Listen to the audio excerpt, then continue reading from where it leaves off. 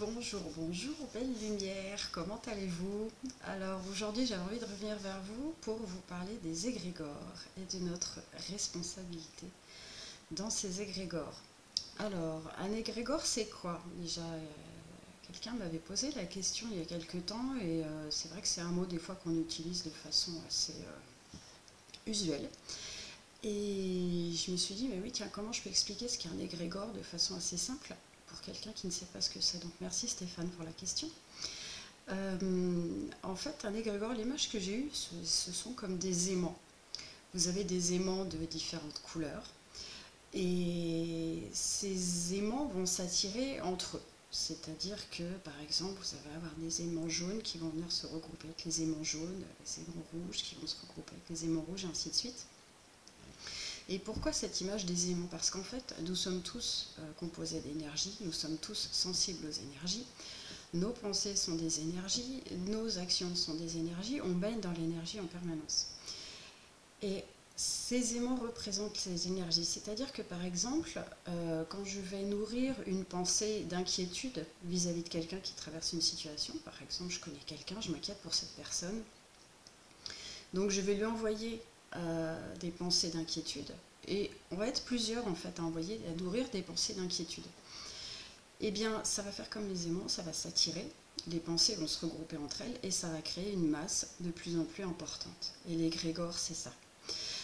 Si par ailleurs, je choisis de faire confiance en la vie et de souhaiter le meilleur pour cette personne dans ce qu'elle traverse, et qu'on est plusieurs à être dans cette même disposition, et bien de la même façon, tout se rejoint.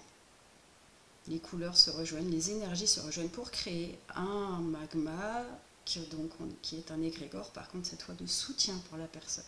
Tandis que le premier égrégore va être un égrégore un peu plus impactant, on va dire entre guillemets un peu plus plombant, puisqu'on lui envoie des inquiétudes et de la peur. Donc notre responsabilité dans les égrégores, c'est quoi?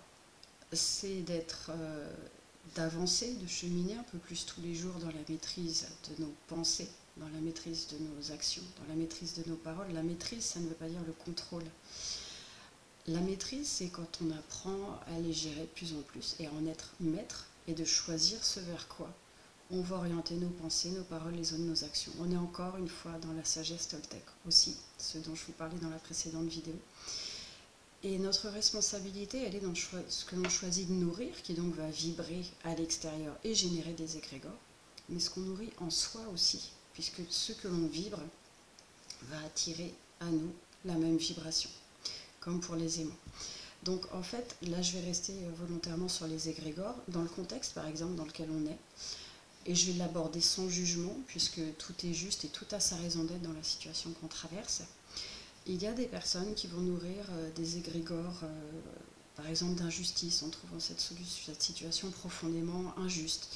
Il y a des personnes qui vont nourrir des égrégores de colère, il va y avoir des égrégores de peur, il va y avoir des égrégores de joie, parce qu'on se dit oui, c'est une transition extraordinaire, il y a des égrégores de foi, et ainsi de suite. Et si vous êtes sensible, vous pouvez les percevoir, ces égrégores. C'est-à-dire que si vous êtes sensible aux énergies, eh bien, vous pouvez des fois ressentir des choses qui ne vous appartiennent pas. Et là, votre meilleur allié, c'est votre corps, puisque vous ressentez quelque chose que vous ne vous expliquez pas et qui ne vous appartient pas. Donc ces moments-là, vous pouvez choisir de vous recentrer, de respirer bien profondément, de revenir en vous et de dire ça ne m'appartient pas. Alors vous pouvez faire soit par le geste, ça retourne à l'extérieur, ou vous pouvez couper, mais vous recentrez, rappelez vos énergies et revenir à vous pour vous préserver, parce qu'on est quand même dans une période qui n'est pas anodine.